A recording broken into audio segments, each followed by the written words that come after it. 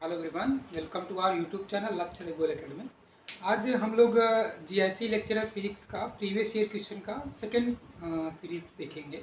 और जिन्होंने अभी पहला नहीं देखा है वो जा करके प्लेलिस्ट में आप देख सकते हैं।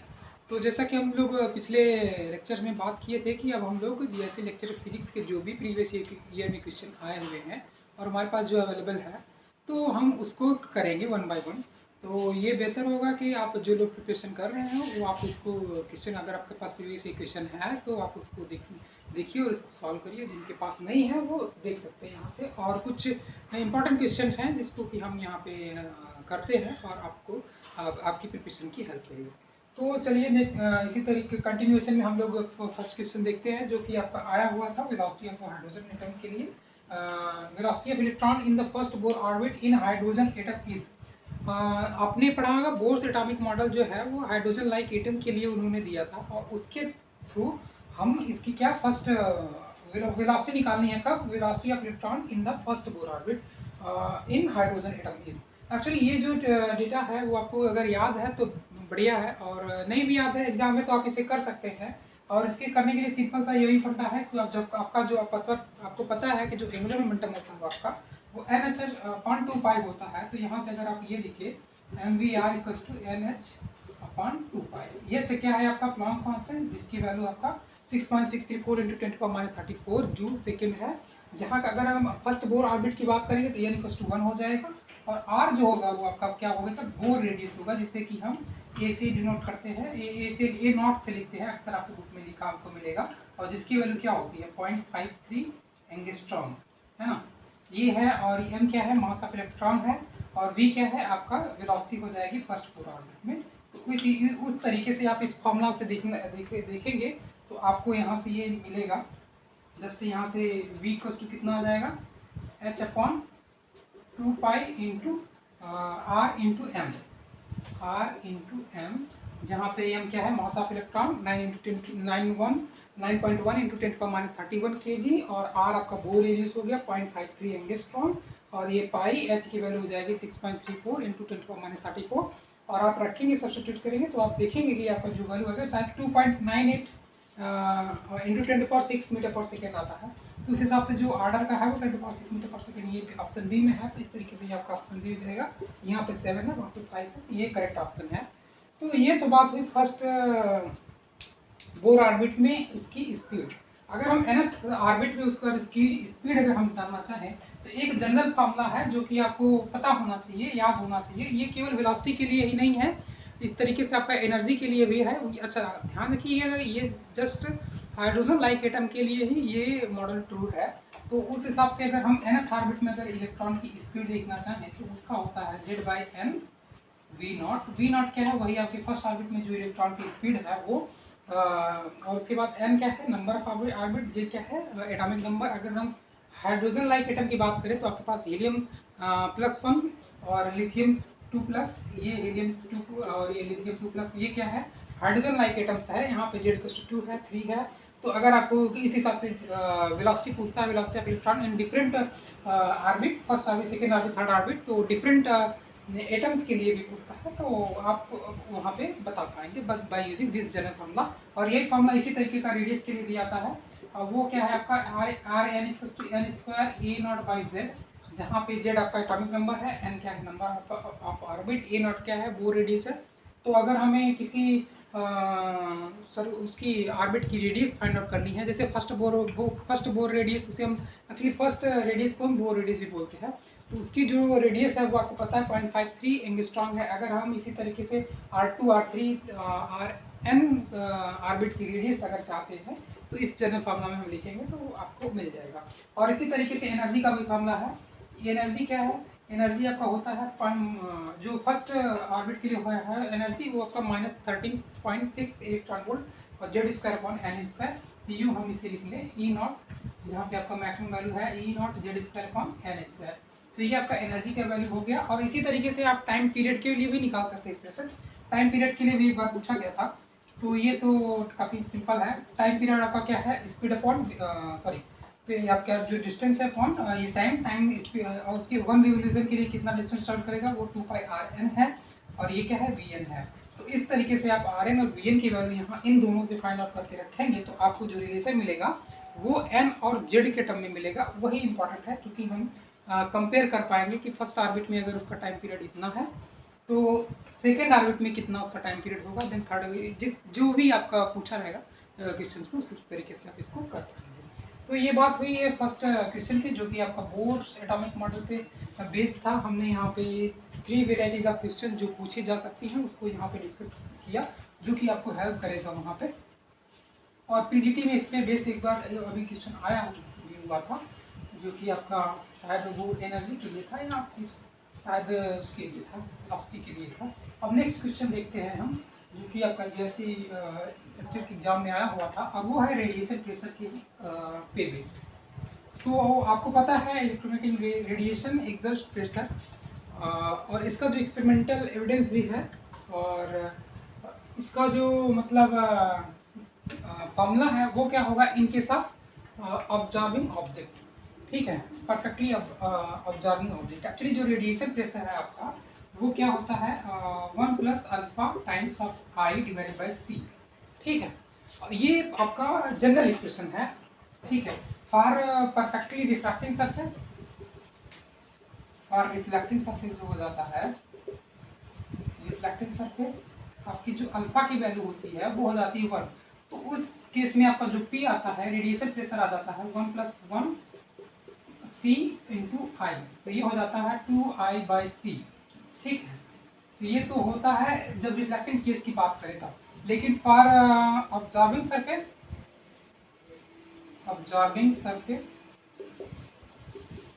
उस केस में अल्फा आपका कितना हो जाता है 0। तो उस केस में जो पी की अब्जॉर्प्शन हो जाएगा और रेडिएशन प्रेशर हो जाएगा 1 plus 0 divide by C times of I, तो ये हो जाएगा आई बाई सी। इस केस में आपका ऑब्जर्विंग ऑब्जेक्ट है तो इसलिए आपका जो ऑप्शन होगा वो आई बाई सी होगा। और ये आप इसको डायमेंशनली भी कर सकते हैं अगर आपको आई बाई सी नहीं याद है तो। अभी पिछले लेक्चर में भी आपको डायमेंशन यूनिट बेस एक प्रॉब्लम कराई थी, बहुत इंपॉर्टेंट प्रॉब्लम थी। तो उसी तरीके से यहाँ पे भी देख सकते हैं आई इंटेंसिटी क्या है, सी क्या स्पीड ऑफ लाइट है, इंटेंसिटी क्या है energy per unit area per unit time, और सी क्या है आपका मीटर पर सेकेंड। आपको चाहिए प्रेशर का क्या यूनिट है फोर्स पर यूनिट एरिया है। और एनर्जी को भी आप ब्रेक कर लिए तो ये क्या हो जाएगा force into displacement upon area into 2, और ये कितना मीटर पर सेकेंड है ही है। और जो प्रेशर का यूनिट है, प्रेशर का यूनिट क्या है आपका न्यूटन पर एरिया। आप इन दोनों को डिवाइड करके देखेंगे जो यूनिट आपका, अब ये डी वाई टी क्या हो जाएगा, डी वाई टी हो जाएगा मीटर हो जाएगा, तो ये कैंसिल आउट हो जाएगा, सॉरी हाँ डी है तो यहाँ से कैंसिल आउट करके आप ये देखेंगे कि आपको ये न्यूटन पर एम्पीयर यही वाला एक्सप्रेशन आपको देगा जिसकी यूनिट प्रेशर की इक्वल होगी। ठीक है, तो ये तो बात हो गई रेडिएशन प्रेशर की। तो ये ध्यान रखिएगा जब रिफ्लेक्टिंग सरफेस है तो उस केस में आपका 2 टाइम्स ऑफ आई बाई सी हो जाएगा, जब ऑब्जर्विंग सरफेस है उस केस में आपका आई बाई सी होगा ओनली। ओके, तो ये बात हो गई रेडिएशन प्रेशर की जो कि इलेक्ट्रोमैग्नेटिक रेडिएशन की बेस्ड प्रॉब्लम की काफ़ी इंपॉर्टेंट है। नेक्स्ट प्रॉब्लम है आपका radio activity based. Radio activity और न्यूक्लियर बोर्ड एटॉमिक मॉडल, ये सब ऐसे क्वेश्चन पोर्सन है कि काफ़ी सिंपल है। अगर आपका क्लियर तो इसमें गलती के चांसेस कम होते हैं क्योंकि इसमें कैलकुलेशन थोड़ी सी कम है टेक्निकली बाकी कंपेरिजन में। तो जहाँ पे कैलकुलेशन कम है वहाँ पे आपका गलती होने का चांस जो है काफ़ी कम है क्योंकि प्रॉब्लम आते हुए भी गलतियाँ हो जाती हैं। तो नेक्स्ट प्रॉब्लम है आपका रेडियो एक्टिव न्यूक्लियस पे बेस्ड। क्या है, a radioactive nucleus can decay by 2 different processes with the half life T1 T2 respectively. The effective half life T of the nucleus is given by the expression। और radio activity में आपने पढ़ा है कि जो है आपका रेट ऑफ डीके कहिए rate of DK of radio active. ये जो रेडियो एक्टिविटी डिके रेट है वो आपका किस तरीके से डिफाइंड है, माइनस टाइम्स ऑफ लैम्डा है। लैम्डा क्या है, डिके कांस्टेंट है, एन क्या है, यहाँ पे हम एट एनी टाइम टी पे जो उसका अमाउंट है वो एन है, और एन नॉट उस पर हम मैक्सिमम अमाउंट की बात करते हैं जब आपका टाइम टी इक्वल्स टू 0 हम कंसिडर करते हैं तब। तो ये यहाँ पे माइनस साइंस लेने का जो रीज़न है आपको पता है, डीके की बात रहेगी तब हम माइनस लेंगे। यही चीज़ आपका न्यूटन्स लॉ ऑफ कूलिंग में भी देखने को मिलेगा, जब वहाँ पे भी आपको क्या करते हैं जो रेट ऑफ जो उसका टेम्परेचर का रेट ऑफ चेंज है विद रिस्पेक्ट टू टाइम वहाँ पे माइनस लिया था हम लोगों हमने। तो ये किसमें रेडियोएक्टिव डीके की बात हुई, केस में ये बात होगी। तो अब बात करते हैं हम कब के केस में, जब आपका, और एक चीज़ और रेडियोएक्टिव, अब यहाँ पे आपको ध्यान देना है कि जो हाफ लाइफ का कनेक्शन है, तो कहीं ना कहीं हमें रेडियोएक्टिव डीके कांस्टेंट को हमें रिप्लेस करना है विद द हाफ लाइफ। और रेडियोएक्टिव जो डीके कांस्टेंट की वैल्यूज है वो आपको पता है ln2 और by T1। T1 actually T half लिखते थे बुक में, बट यहाँ पे दिए हुए क्वेश्चन के अकॉर्डिंग हम यहाँ पे T1 लिखेंगे। और ln2 की वैल्यू शायद ये आपका 0.6931 है, तो ये डिवाइडेड बाई T1। और इसी तरह ये तो बात होगी λ1 के लिए, डीके कांस्टेंट अगर हम λ1 देखेंगे तब। लेकिन अगर हम बात करें डीके कांस्टेंट λ2 की, तो वही सिंपल सी चीज़ है जो आपकी ln2 डिवाइडेड बाई 2 T2, या ये कहिए कि 0.6931 डिवाइडेड बाई T2 है।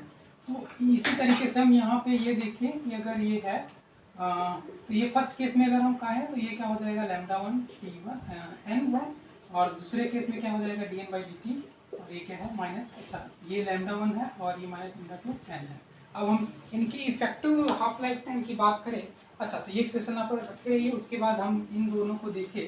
इफेक्टिव केस में क्या हो जाएगा dn/dt, ये माइनस ऑफ λ1 प्लस λ2, और ये n है which is equal to minus times of lambda effective times of n। ठीक है, ये यहाँ तक चीज़ें ये है, और बस इन्हीं का एक्सक्यूज करके हम आगे ये प्रॉब्लम सॉल्व कर लेंगे। अब यहाँ पे देखिए इसको क्या करना है, तो λ1 प्लस λ2 की वैल्यू रख दीजिए, तो ये आपका हो जाएगा यहाँ पे माइनस, ये चलिए ln2 ही लिख लेते हैं, ये T1 है प्लस ln2 T2 है which is equal to lambda effective. तो लैम्डा इफेक्टिव भी आपका क्या हो जाएगा ln2 divided by T effective, ठीक है, और मल्टीप्लाई बाई यहाँ पे भी कैपिटल N है, वो इनिशियल अमाउंट, यहाँ पे भी कैपिटल N है, आपका कैंसिल आउट हो जाएगा।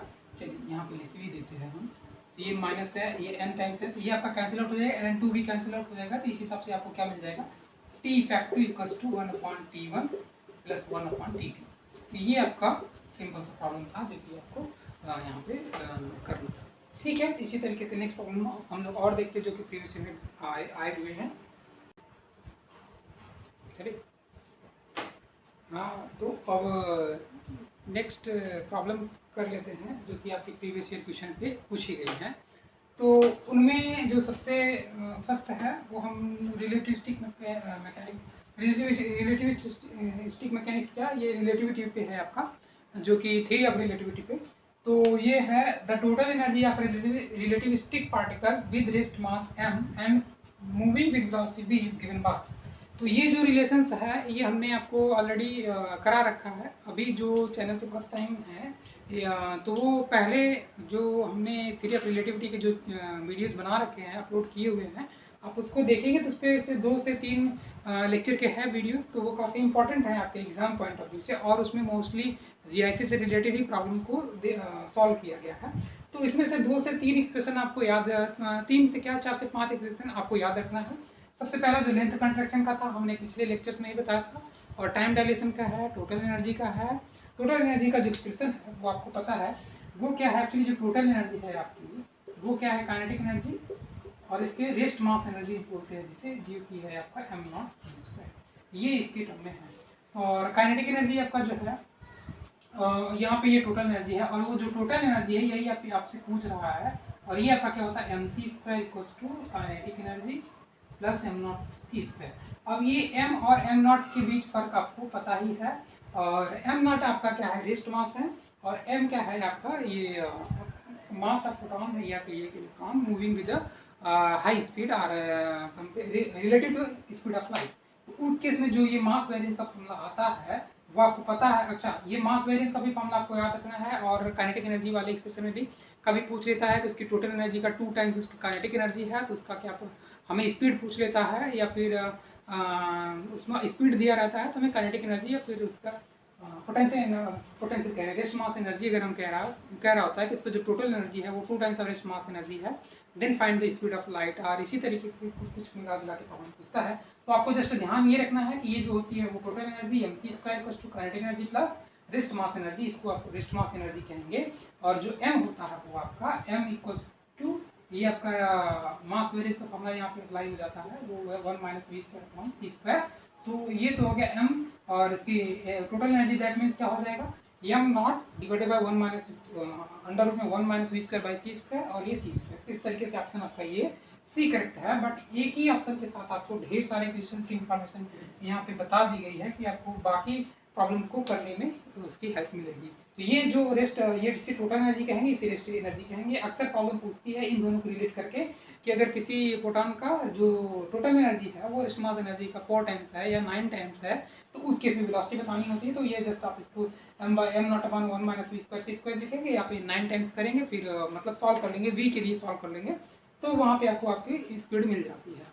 और इसी तरीके का आपको गामा में भी रिलेशन, गामा आपको पता है 1/√1 - v², ये सिर्फ नोटेशन की बात है। तो बेटर होगा कि आप जो नए हैं वो आप पहले वीडियो जो है थ्योरी ऑफ रिलेटिविटी के 2 से 3 लेक्चर वो आप देख लेंगे तो आपको चीज़ें क्लियर हो जाएंगी। तो ठीक है, इस तरीके से ये आपका ऑप्शन टोटल एनर्जी करेक्ट हो जाएगा। ये हाफ m0 पर ये नहीं होगा, ये काइनेटिक एनर्जी के एक्सप्रेशन के तरह है, बट ये जो है आपका जो है वो टोटल एनर्जी का एक्सप्रेशन है, तो ये आपको ध्यान रखिएगा।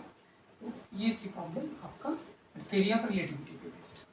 और यही सब्जेक्ट सिलेबस पोर्शन जो है वो कहीं एडिशनल है जीआईसी वाले में, और पीजीटी में भी एक बार क्वेश्चन उन्होंने पूछा था शायद टाइम डायरेक्शन पे, बट सिलेबस में मेंशन तो नहीं किया है, लेकिन जीआईसी वाले में तो ये मेंशन हुआ है कि ये आपका जो है सिलेबस आपका उसमें है जीआईसी वाले में। ठीक, नेक्स्ट प्रॉब्लम जो है आपका वो है point charge q is rotated along a circle in the electric field q due to another point charge q. The work done by the electric field on the rotating charge in one round trip is. ये अच्छा question है। तो simple सी चीज़ है, यहाँ पे आपको कोई एक इलेक्ट्रॉन रिवॉल्व कर रहा है around the another charge q। अब इसकी वजह से यहाँ पे इलेक्ट्रिक फील्ड होगी। अब ये मैटर करता है कि इसका पॉजिटिव चार्ज है निगेटिव चार्ज है। हम अगर पॉजिटिव चार्ज उन्होंने कहा नहीं रखा है, अगर कोई भी देख लेते हैं, हम पॉजिटिव चार्ज लेके चलते हैं, तो अब पॉइंट चार्ज की वजह से जो इलेक्ट्रिक फील्ड की डायरेक्शन होगी वो आउटवर्ड होगी। अब हमें किसी r रेडियस पे अगर आपका अनदर चार्ज q है जो कि रोटेट कर रहा है, तो इस पे जो है ये चार्ज फोर्स, इसकी इलेक्ट्रिक फील्ड की वजह से इस चार्ज पे फोर्स लग रहा होगा, और वो फोर्स कितना होगा आपको पता है, F=q। ठीक है, ये तो फोर्स की डायरेक्ट बात हो गई। लेकिन जो हमारा डिस्प्लेसमेंट है ये राउंड ट्रिप कब लगाएगा, जब ये डिस्प्लेसमेंट इसका इस डायरेक्शन होगा। दैट मीन्स इसके बीच का एंगल कितना है, 90 डिग्री है। तो आपको पता है वर्क डन क्या होता है, वर्क डन आपका सिंपल सा F.D। ठीक है, F यहाँ पे क्या है, QE.D। हम कहते हैं स्मॉलेस्ट डिस्टेंस ये ट्रेवल करता है उसकी, जिसके लिए वो dx है, तो dx कहे या फिर इंजन हार्ट, चलिए ठीक है, dx क्या रहते हैं ना, या फिर dl कहे तो वो बेटर होगा। तो dl है, तो उनके बीच का जो हुआ, तो ये एंगल अगर 90 है तो ये dl cos 90 हो जाएगा। तो जब cos 90 की वैल्यू क्या होती है, 0। इस हिसाब से work done by the electric field to move this charge around charge q will be 0। तो ये इस तरीके से प्रॉब्लम का ये आंसर होगा। और इसी तरीके से जब हम चार्ज को इक्विपोटेंशियल सरफेस की भी बात आती है, तो इक्विपोटेंशियल सरफेस ये कहता है कि आपका वर्क डन अगर हमें किसी भी चार्ज को एक प्लेस से दूसरी प्लेस पे मूव कराना है, तो उस केस में वर्क डन आपका 0 होता है, ये इक्विपोटेंशियल सरफेस के लिए। लेकिन यहाँ पे इलेक्ट्रिक फील्ड के थ्रू वर्क डन कितना आना है, इसका अगर निकालना है हम इस कॉन्सेप्ट, उसमें भी तो 0 आता है इलेक्ट्रिक इक्विपोटेंशियल सरफेस के वाले प्रॉब्लम में भी, बट इसका जो रीजन है वो अलग है, बट यहाँ पे जो रीजन है वो अलग है। तो ये कुछ इम्पोर्टेंट प्रॉब्लम है इसकी जीआईएस में आई हुई है। और नेक्स्ट प्रॉब्लम हम देखते हैं, वो काफ़ी इंपॉर्टेंट और इंटरेस्टिंग प्रॉब्लम है, और इसी तरीके की हमने प्रॉब्लम पिछले लेक्चर में की थी। और जो इसने नहीं किया है, नहीं देखा होगा अभी पिछला लेक्चर, तो वो देख लेंगे, क्योंकि वो प्रॉब्लम इसी से मिलती जुलती है और काफ़ी इंपॉर्टेंट वो भी प्रॉब्लम है, ये भी इंपॉर्टेंट, बहुत ही अच्छी प्रॉब्लम है। एक्चुअली यही फ़र्क है आपका जीआईसी और पीजीटी के एग्जाम में, यहाँ पे कुछ क्वेश्चन आपको बहुत ही अच्छे मिल जाएंगे, तो हम इसको अच्छे क्वेश्चन की कैटेगरी में रखते हैं। और ये क्या है, यहाँ पे इन्होंने पूछा है द ऑर्बिटल मैग्नेटिक मूवमेंट। अब ये चीज़ आपको जब भी आप मतलब कोई भी चीज़ पूछी जाती है, आपको फॉर्मूला उसका लिख रखना है अपने सामने, उसके बाद आप थोड़ा सोचेंगे तो मे भी आपको वहाँ पे एग्जाम में आपको इसको टैकल कर पाए प्रॉब्लम को। अब आप fine electron circulating in an orbit with the smallest allowed value of orbital angular momentum. वो पूछा है आपसे मैग्नेटिक मूवमेंट पूछा है कब, जब उसका जो ऑर्बिटल एंगुलर मोमेंटम हो है वो मिनिमम हो, स्मॉलेस्ट अलाउड हो, तो उस केस में आपको ये बताना है कि कौन सा एक्सप्रेशन यहाँ पे सही होगा। तो सिंपल सी चीज़ है, मैग्नेटिक मोमेंट की जब हम बात करेंगे तो मैग्नेटिक मोमेंट आपका क्या है, I × E। अब सर्कुलर के केस में ये आपका आई एरिया क्या हो जाएगा, पाई आर स्क्वायर। और आई जो है आपका, आई पिछले टर्म में भी हमने यही बात की थी, आई जो है आपका वो क्या है, एन टाइम्स ऑफ ई। यहाँ पे एन क्या है आपका, फ्रीक्वेंसी है, चलिए ये कह ले T, I by T, time period 1 duration के लिए टाइम पीरियड हो जाएगा टी आपका। जब टाइम पीरियड हो जाएगा तो ये फ्रीक्वेंसी हम इसको ऐसे लिख सकते हैं, एन ई बाई, हाँ ये एन ही लिख सकते हैं, जहाँ पे एन आपका क्या रहेगा, फ्रीक्वेंसी रहेगा। अब इस केस में हम ये कहें फ्रीक्वेंसी आपका है कितना, फिर टाइम पीरियड क्या होगा, 2 पाई आर बाई वी। तो फ्रीक्वेंसी कितनी हो जाएगी, वी बाई 2 पाई आर। ठीक है, इसमें कोई प्रॉब्लम नहीं, फ्रीक्वेंसी का है ये, तो इसको एन कह ले, यही चीज़ है आपका। तो यहाँ से आपका आई क्या आया, V by 2 pi R into E. ठीक है, ये आपका आ गया फ्रीक्वेंसी का एक्सप्रेशन। ठीक है, और देन हम बात करें, अब यहाँ पे लिख रहे आई की वैल्यू सब्स्टिट्यूट कर देते हैं, 2 pi R E times of pi R square. तो ये आपका कैंसिल आउट होकर के क्या आ जाएगा, ई, अच्छा इसका वी कहाँ गया, यहाँ ये है वी, तो ये हो गया ई बाई 2 पाई आर, 2 का ये आर ऊपर रह जाएगा, ई वी आर बाई 2। इसी तरीके से यहाँ पे आपको क्या मिला, ये मैग्नेटिक मूवमेंट का इक्वेशन मिल गया।